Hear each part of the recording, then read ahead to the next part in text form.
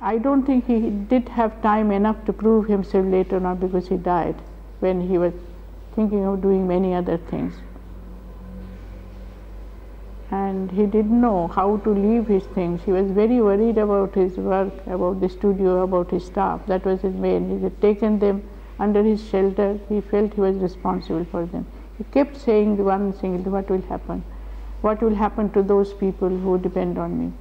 He last till the last, and he asked me, he told me that I was feeling so in agony, and I knew what he was going through. I told him, I'll take over. He said, he will? Yes. I said, yes, I will. Everything belongs to you. And he closed his eyes, never to get out of it again. That was the last night. There was nobody in the room. So I thought it was my duty to carry on. I haven't been able to. He used to write his, scripts or his work. When he was doing that, would he discuss it with you, or was it a very lonely process where he would only sit? No, often.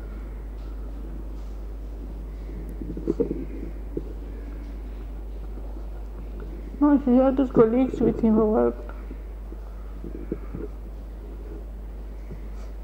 At home he did discuss with me.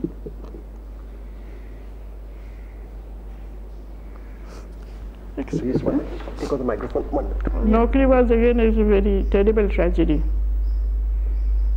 Well, honestly, I don't like very, very terrible tragedy. I mean, unnecessary tragedies. I don't want. I would like to. This is the story of a young man, Naukri, in search of a job, and he fails everywhere. Ultimately, out of frustration, the last scene, they wanted to end the film there. Steps going up. Some steps where it goes unending, goes up and up.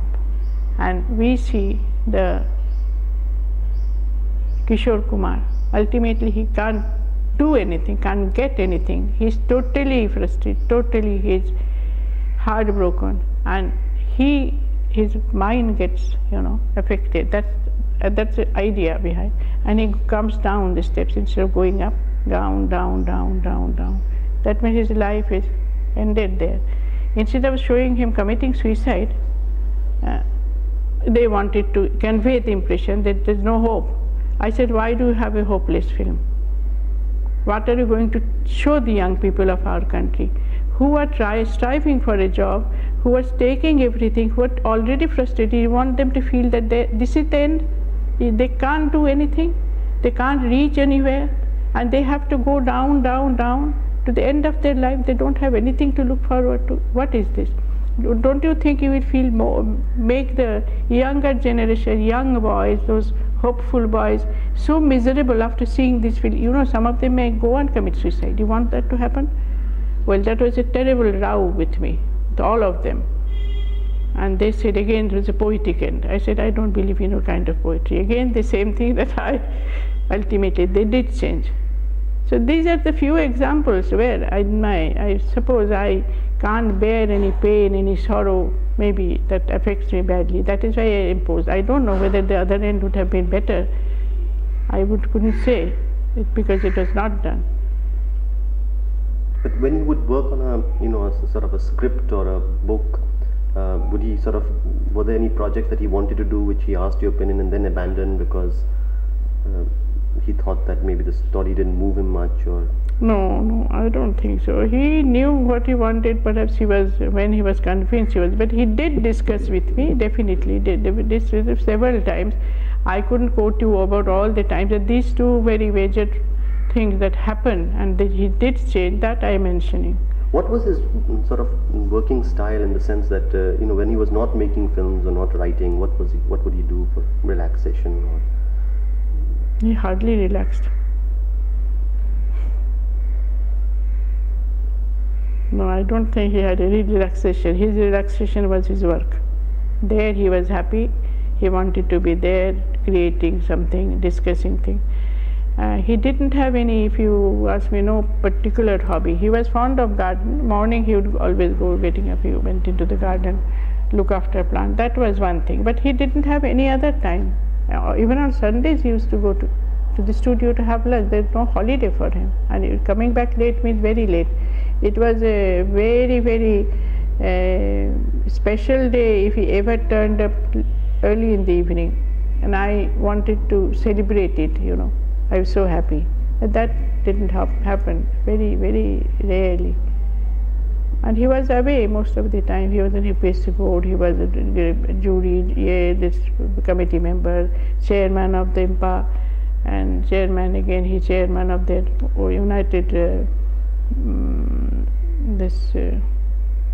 what is it called, United Producers? The 11 producers that made. United Producers. United Producers. He started, moreover he was responsible for starting it, to fight against the corruption that exists in the film, like black money, giving of black money, taking of black money, and running films over time by paying, and whereas other films would get delayed, would not get released when they could easily have got theatre. The theatre would show one particular film because the producer or they would get together and make it feed the house so that they would make a silver jubilee. He was very much against that. I have seen them because the discussions took place in our house also. They used to have meetings and all the producers came together, discussed their dinner, everything. That was a regular feature. Not in our house. They used to go from, used to have these meetings for several places, like everybody's house.